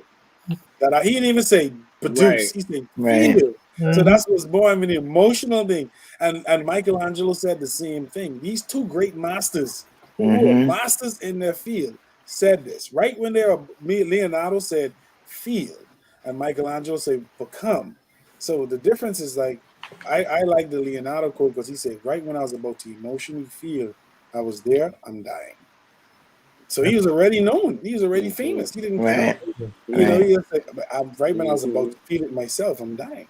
So that's why I said I'll never stop producing. And see, my art teacher showed me that. See, the same one in high school. She showed me that. That's So, pretty. so you got to realize that if you keep on pushing, you can't give up. Like even though, like I say, hey, my kid's book made like $1 million sales, but that means I should give up. I'm gonna write my son's book. Me and him gonna have his own book. He's gonna be a little off. I'm doing my daughter's book. My daughter's gonna have one. You know, I'm doing another series of books to target kids who are experiencing a different way of approaching ways of being bullied, approaching as a parent, transferring negativity into something positive. Like we gotta take it into consideration how we're gonna pass on this legacy of greatness of what we have, even if it's with other family members, our own children, or friends. You know, like how are you gonna pass this legacy of greatness to keep people inspired to keep this going on? And speaking of that, I'm going to go to Michaela. Like, so from that, what Omar said, like, what advice as a creative, as an artist, as a mother, as an advocate, and and an activist, what kind of advice can you give to someone, young woman, young man, who's looking at you and saying, "Hey, I see her in the community, and I see what she's doing." What kind of advice can you give to them, not just from the art perspective, just in general?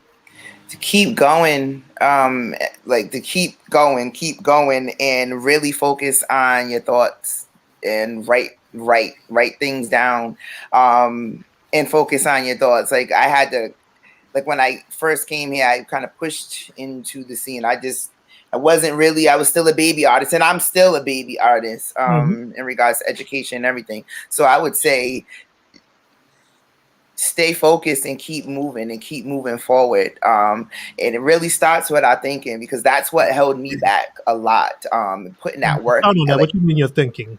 Well, having those the thoughts, because I was listening to your stories, like in regards to the art scene, and it was like that for me on some level, where I was blessed to meet like Goldie Gold and Flux when I first got here, and they kind of poured into me in regards to like, just do it, just keep creating. But my mind is what controlled everything. My mind is what, like, there was so many times that I was down in the dumps or in the slump, not believing that I could do certain things. Meanwhile, other people were like, "Oh, I love this," and I don't know. When you have that confidence, when you have that passion, when you have that love for it, when you know in your head, like, all right, I got this, even if it's not the best, even if you know and you have faith that, okay, I'm getting there, I'm getting somewhere, I'm loving what I'm doing, I'm loving the process and the journey, then things change. We as a man thinketh, and so he is. You know what I mean? So yeah, you know what I mean? So it really just starts in our mind. And it took me a really long time in my life, not just in art, just as a woman, as a single mother, all the things. It took me a long time to realize, all right, sis, you got to write this stuff down. You got to believe it. And then every day I have to reset. Like every day I'm telling my daughters that, I'm telling my mother that, I'm telling my students, and my sister friend, and I always talk about it. It starts in our mind, and then, we have the power to be able to manifest what we want. So I manifested this. I wanted to be on a podcast, and I forgot that I wanted to be on a podcast until I saw your message. I was like, oh, okay, we there. Manifesting, right? So yeah. Can I chime off of what she just said real quick with the whole mindset? So that just goes what you said with the mindset. At one point, I had to catch myself because I was at a instead of an abundant mindset, it really did start with your mindset. I was at a scarcity mindset. Yep. So when I was like really getting like some traction with my art, I would be like, what's up, bro? I'd be like, what up? I need to make art so I can make money, not realizing that's not what I was making art for. I made art because I wanted to impress my little friends when we was like, in kindergarten. It just kind of kept snowballing instead of saying, I need to make art to make money. No, I had to reel back from like all the shows and just trying to put myself out there more. I had to reel back. It's like, yo, why did I start doing this? I was like, all right, well, let me just go back to there. let me just get rid of this scarcity mindset of trying to make money off my art and just like, let me just do it because this is what if I never got paid another dime, I would still be doing this. Like nobody was watching, I would still be doing this. You know what I'm saying? Right. And there was another thing you said about the mindset part. Inspiration is not your friend. I just want to let people know that inspiration is not always your friend. It comes when it wants to, and it leaves when it wants to. So you need to get the discipline part is consistent. Yeah, he was talking about consistency. So that's where your consistency, your discipline, I don't feel like doing this. So get up and do it, because of that, you're gonna wait for how long you gonna wait for inspiration? A week, a month, a year. You don't know when it's gonna come. Like that's why we got to be okay with playing, playing as artists. I'm sorry to cut you off, but like that's I think where I lost the inspiration. I had to be okay with just playing. Like, let me just get these materials out and just make a mark. Just make a mark. Man, and go from there. Man. And it's a thought that leads to a thought I always had. Go ahead, Tori. Go ahead. No, go ahead, Tori. The thing that I'm personally working on is getting the ideas out of my head. That's what I'm working on. I got to get to the point where it's like continuously getting the ideas out of my head. I focus so much personally that the advice that I would give another artist would be like, just get it out your head and move on. Because I'll come up with an idea. I have that idea mapped out. I'll get halfway through production. I'll get another idea. I'll map that one out. I'll be halfway through production. I get another idea. Yo, stop calling me out right now. Stop calling me out right now. Stop calling me out right now. Stop calling me out right now. Sorry. Stop talking about me, bro. Go ahead. You have all of these people that'll be like reaching out and they'll be like, yo, I love that. I love that. I'm like, yo, man, I posted that like forever ago. I did this. I'll be like, yo, you still working on this, and that? And I'm like, oh man, yeah, I did finish that. I just never released it. Or, yeah, I did. I was almost done, but then I did. Or and I done moved on to like 6, 7 other ideas. I'm not making a habit of the execution. That's the main thing. It's not important. Just doing the work, but there's doing the art, but then there's that business part, getting it out there so people can see it. Because as the artist, sometimes you get locked in yourself. Like you said, I have a thought, then tomorrow I have another thought. But you have to sort the thoughts out. It's more than just creating. It's if you want to get your art out there, you have to literally get it out there. See it through. Right. Just go ahead, Omar. On everyone, like, go off their personal experiences to tell your story. Like I told you, I took something that happened to me recently and made a book out of it. You know, but I converted into something positive. Like, Tori, you have a kid. Like, when I tell you my whole story of Ash the T-Rex was based off my son telling me his own version of a nighttime story, because I read to them when they go to bed, and he was like, this is what happened to Ash the T-Rex. He went to his sister and he roared. And I was like, hey, I'm not writing down. I was like, okay. What else he do? And he said, Danny, he told his sister, if you feel like you can roar more than me, let's go on the mountain. And we did this. And he roared out a bird. I said, okay, what else he roared? He roared out a rock. I said, okay, you rhyming too. And so I started like looking at my own kids as an inspiration. Even my son, who was 19, when he was in high school. 4 YouTube channel ideas with my daughter. I'm sorry, I mean to cut you off. I'm there with you. I've come up with so many ideas like with her, and I just be like, I don't know if you're next thing you know, I'm doing client work, and I'm like, oh yeah, I need to go hop on that and go finish this. More client work. Oh, I need to go hop on this. More client work. Oh, let me go hop on this real quick and do. And then, but still, you gotta balance it. So what I did, Lincoln, remember the balance is what I need to work on. Yeah, time management and balance. And Lincoln, remember the little character puppet I did? Remember the Fire Judge? Yeah, what's the name? What was the puppet? Fire Judge. So I did Fire Judge. Yeah. I did Fire Judge. You got to look that up. And my kids. And I just did it for fun. Like, I made a puppet and I started editing it because this is during COVID. And I was like, all right, I'm writing, I'm drawing, I'm doing all this, but I want to make something fun for my kids. So I made a whole puppet series. Made almost 20 episodes. It just was having fun. I made my son, my 3-year, he was 3 at the time, turning 4. Call again, Omar. Fire George, you gotta go. It's on my like page. It's Fire George. You should Fire find George. it. Facebook. Look on Facebook. So I made it, and my son was like, I was like, let's make an intro for it. And I was playing around. He grabbed his little toy keyboard. I put my mics on. I have like the Zoom mic, and he started playing it. Bing, bing, bing, bing. And I said, okay, let's record that. And then he started singing. I said, how would you sing it? He said, go Fire George, Fire George. I love it. Fire George. I said, okay, let's record that. Let's do it. And we did it several times.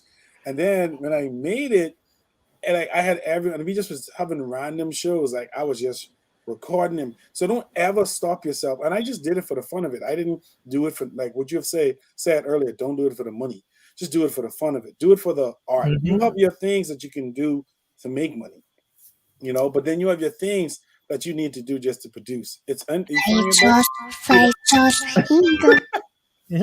love it. And I clean it up a little bit, clean up his little piano thing that he was doing to make it rhyme properly. And I literally just made, and that was a puppet I found. Hey. And we made it. And Fire George was singing. I had all five.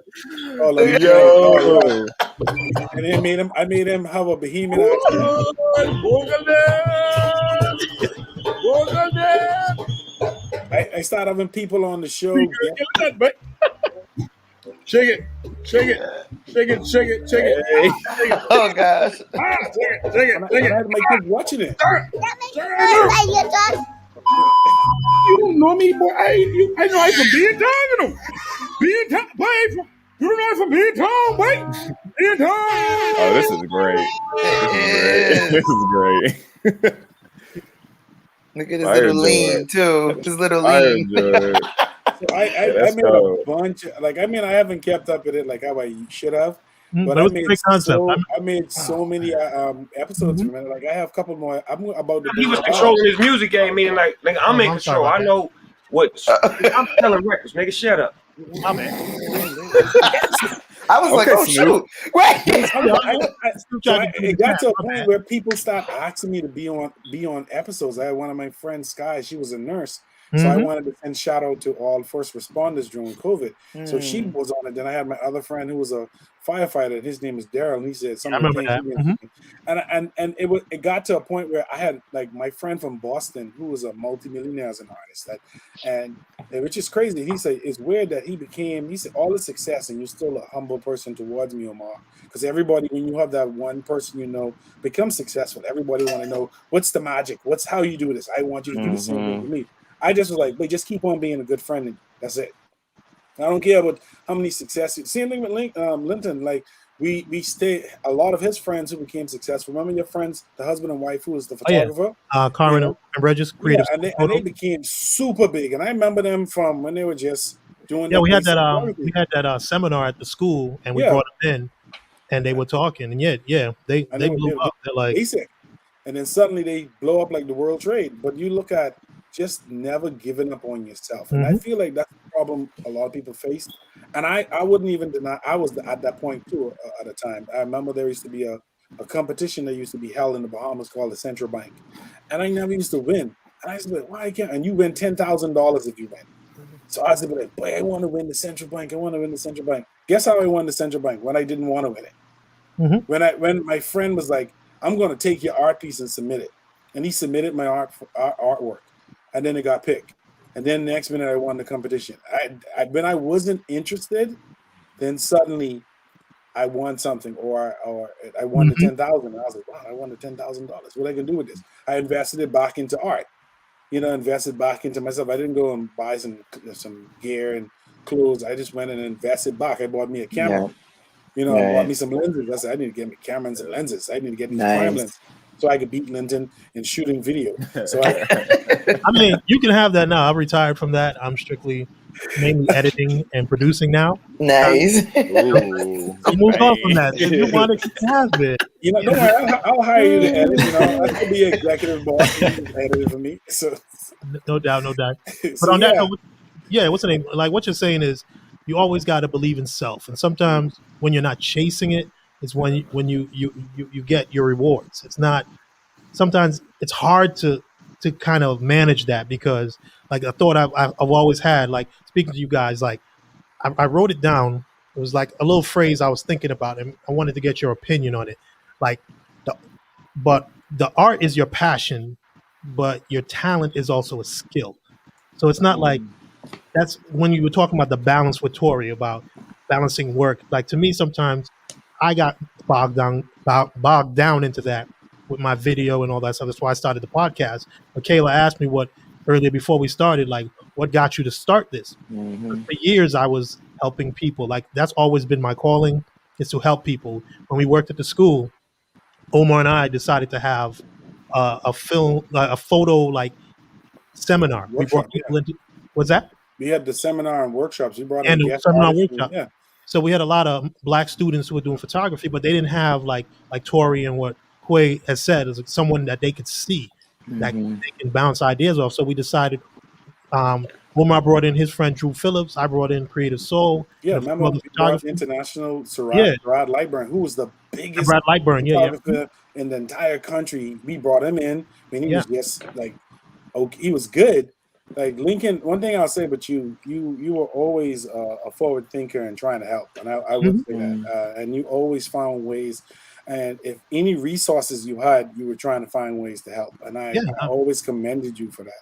And that's something that was always done for me, similar to you. I had people in my life who, when I wasn't thinking about it, they just reached out. And that's why I started the podcast with Micah. Is like, hey, I want to reach out to the cool people that I know that do cool stuff.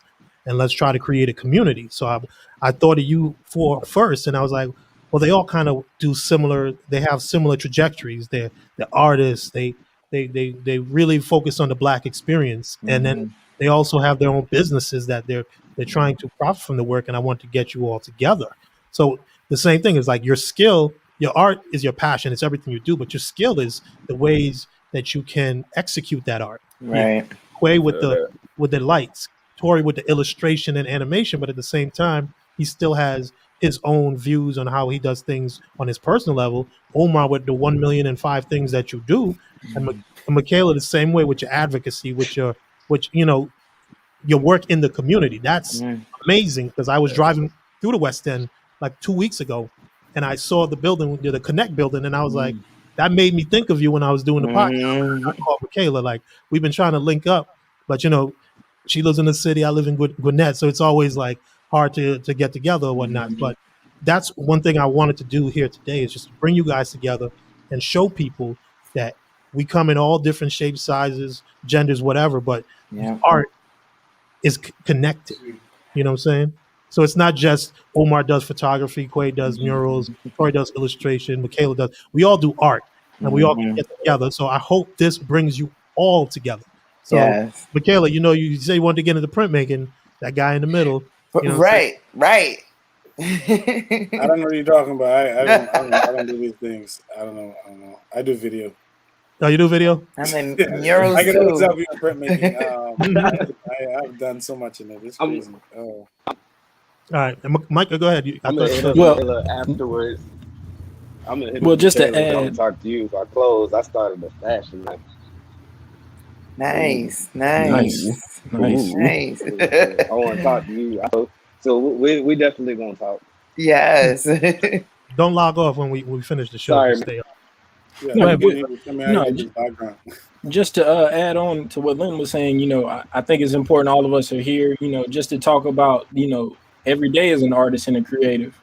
Every day is not easy. Every day you don't want to do it, like Quay said, and I think it's important that other people hear that, and we feel you, and we're there too, So thank y'all. And thank y'all for coming on the show. And before we close things up, I'd just like to go through the whole little rundown and have everybody kind of figure out. We'll start with Quay. Tell the people where you can be reached, how they can find you, so you can do these murals and they can cop these neon lights. Oh yeah, for sure. So my neon page is the.neon.black. On Instagram, on Facebook is just the Neon Black. You can reach me at my art page at Kuwait.atl, like, you know what I'm saying, right through, right there. I don't know about that though. Yeah, you can get my that's where you can find my illustrations, my animations, what I might be doing, sketching for the day, my general art page, and give me a follow, check me out, and tell me if you like it. All right. And next, Omar Richardson, aka You can Omar. follow me at Rich and Company, Florida, FL, Rich and Company FL. And then I have just my general Facebook page where it's just a journey of my life. It's just O Richardson _ designs.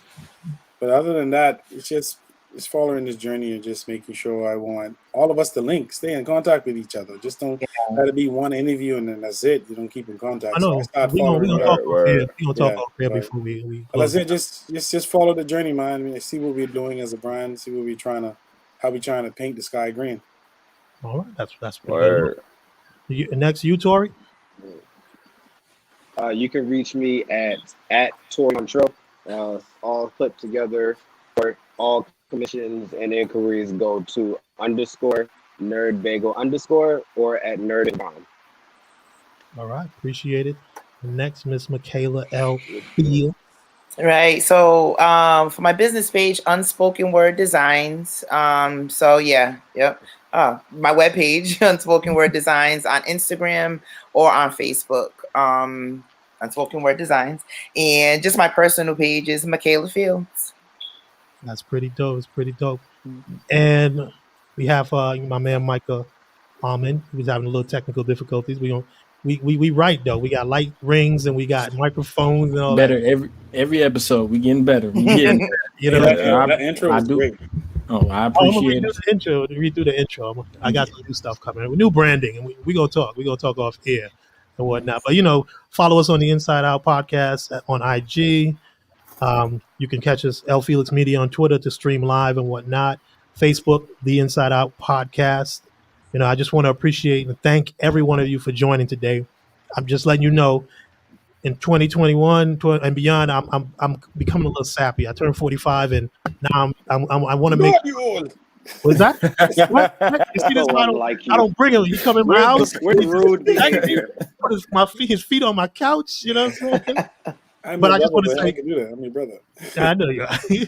But I want to thank you guys. You know what I'm saying? I really appreciate that. I'm really blessed to know any of you. You know what I'm saying? Like Michaela and I go back as we went to high school together. She was part of the cool crowd about a year behind me, so it wasn't all that. But I did, speaking of inspirations, your sister, Lady Rug, you said you used to do Yep. radio. And Yep. she was my inspirations back Yes. because there wasn't a lot of black folks on the radio, and she was doing college radio. Did she do the BRU at Brown? BRU. No, I URI. We were at URI. So And I let me remember, just say, she was determined. She taught herself. Like she was I determined remember. to not just be a radio DJ, but to mix and dope I remember mixtapes and everything. Yeah. I remember her talking about that, and that kind of Yeah. like hearing her and the others on the radio kind of started me on my journey to radio. Nice. So that's why it's like full circle. Rhode Island ain't that big, but we do connect. You know what I'm saying? Right. Just meeting all of you guys has been a blessing. You know what I'm saying? From Micah, Tori, I remember Tori, aka Billy D Stairwell, my man Quay. You know what I'm saying? Like these young dudes just had this energy, and I would just always love having them around me. The stories they would tell, they just gave me a new energy on life. You know what I'm saying? So, and just to watch them where they've gone, opening Nerd Bagel, the Neon Black, I can throw inside jokes on the air, and they know, but nobody else does. Also, Omar, linking up with Omar from the beginning, he was just like a brother, like a family member. We have the West Indian roots, but first conversations was just like, "Hey, buddy, what you want to do? What you want to do?" Well, yeah, that's it. It was like, I if know we who's had- trying to that though. I know who's trying to make me. yeah. So if we had ideas, we worked it out. He was passionate about helping the students at the school, and so was I. So like he said, any resource I had that can help these students Yeah, he did. grow and blossom into who they are today, that was always something I wanted to do. And same thing with this podcast. I'm trying to, all the people I've met in my life's journey from Trinidad to Rhode Island to Atlanta, like I just want to give them a platform, as little or as big as it's going to be. I just want to thank you all for joining us today, being a part of this celebration. I'm really in awe of all of you, and just want to say thank you for being on this show. Thank you, bro. Thank you for this. Yeah, thank Yeah, you. Allow Super me to grateful. do this with you. Really Don't be a appreciate this. stranger. I hope all of us can do something like this again. Oh, we definitely can. Like I have a plan. You know what I'm saying? It's something I want to do once the the COVID stuff is over. We can make this stuff a reality. You know what I'm saying? Yeah, Nice. yeah. Enjoy this. Seeing Black excellence. Right. That's what you want to call it. You know what I'm saying? Michaela got a show. Yes, That too. yes, Called right. Black People. You know what I'm saying? You see the synergy? You see the synergy? Right. That's how you do it. All right. Right, I want to thank all. What's that? Can I make a announcement real quick and a shout out real Oh, quick? Since go we're- ahead. Shout out. All right, so Hold on, friends hold of the on. show, Darius. Today he did get engaged. What? It was this Congratulations. morning. Darius, Big the shout out, artist? Hey. Daddy? Miss. What is it? How do you say it? Mrs. Mr. and Mrs. Johnson, Darius Johnson. Shout out to Lisa, his lovely wife. Yeah, congratulations, That's Lisa what's Darius. up, bro. Happy, man. Congratulations. Shouts out to the homie. Yeah, man. Appreciate it. Shout out. Yeah, Yeah, appreciate you Welcome all. to the club. You're welcome to the club. Definitely. It's a tax break. Thank everybody. Thank everybody for joining us today. And we'll catch us next week on the Inside Out podcast with myself and Monica Almond. I just want to say peace. Thank you. yeah, everyone, take care. Bye. All right.